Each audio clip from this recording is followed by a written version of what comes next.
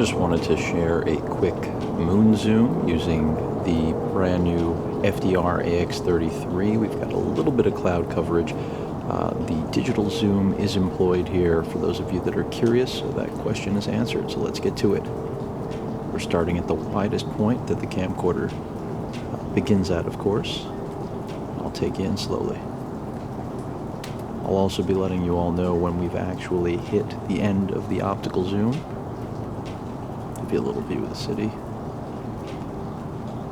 as we're pulling in.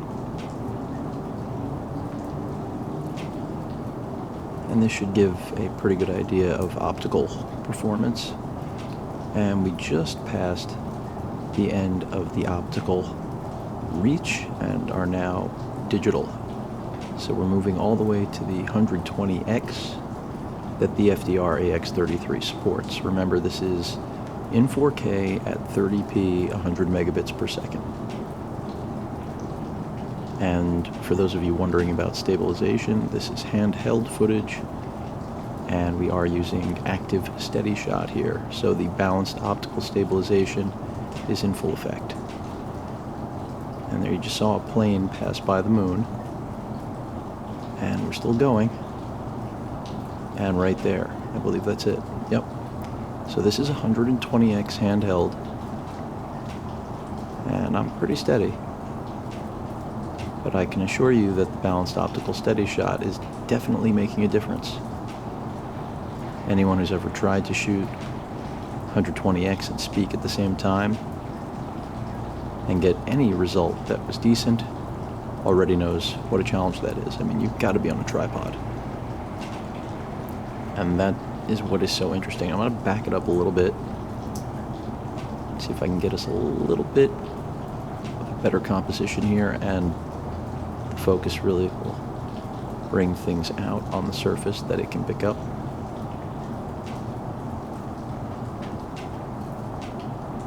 But looks pretty good considering that's all digital zoom and again on a camcorder.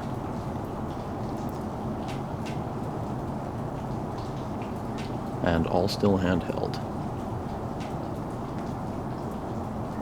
The wider I go, of course, the better the shot is going to look. Because when you do take it out to that 120x, despite the 4K resolution, you are giving up detail.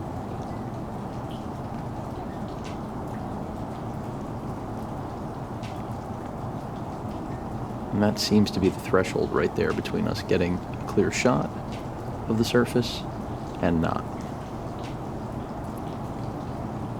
A little bit of purple fringing, or at least that's what it looks like here. On screen for me, I am using the LCD, not the EVF. For those of you wondering, the EVF is very good. I've read some complaints, but there always will be. And I'm going to go ahead and bring it back out wide.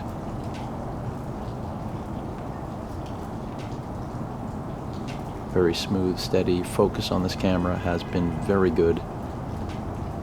The only criticism, which I've echoed in basically all of my videos so far, is that it could be better when compared, of course, with what I expect the AX100 to do with 100 megabits per second, and that's because of the sensor.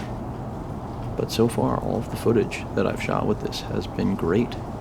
And you could easily make the argument that the balanced optical steady shot outweighs really any real-world benefit of having the larger sensor, even though, of course, image quality is going to be slightly superior.